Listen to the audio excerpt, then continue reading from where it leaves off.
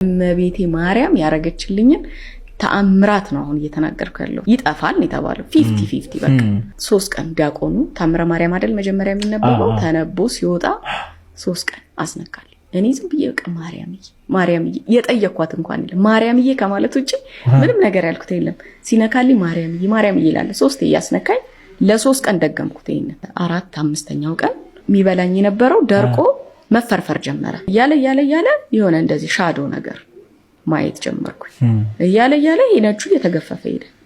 ከዛ በኋላ ያው ኖርማል ሆነ። በቃ እንዲህ በሂደት እያለ ጠፋ። ያ የሚያመኝ ነገር የነበረው ምናምን አሁን አይኔን አክኪው እንኳን አላቀ እና ይሄን ታምራት አሁን እኔ ባወራው ስለቀመስኩት ስለተደረገልኝ ነው።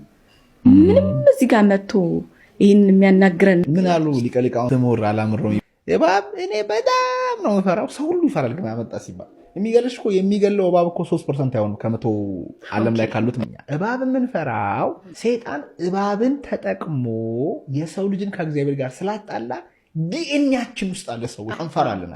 ሰይጣን ግን ለምን ደግሞ እመቤታችን እንደሚጠላት ነው። ልክ እሱ እባብን ተጠቅሞ ሰውን ከእግዚአብሔር ጋር እንዳጣላው እግዚአብሔር አምላክም እመቤታችንን ቅድስት ድንግል ማርያምን ተጠቅሞ ዓለምን ስላዳነባት ሰይጣን ድንግል ማርያም ሲባል ብርግግ ነው። ልክ እኛ እባብ እንደምንፈራው እሱም ደግሞ እመቤታችንን በጣም ነው ይፈራው። እኔ ይሄን በህይወቴ አይቻለሁ።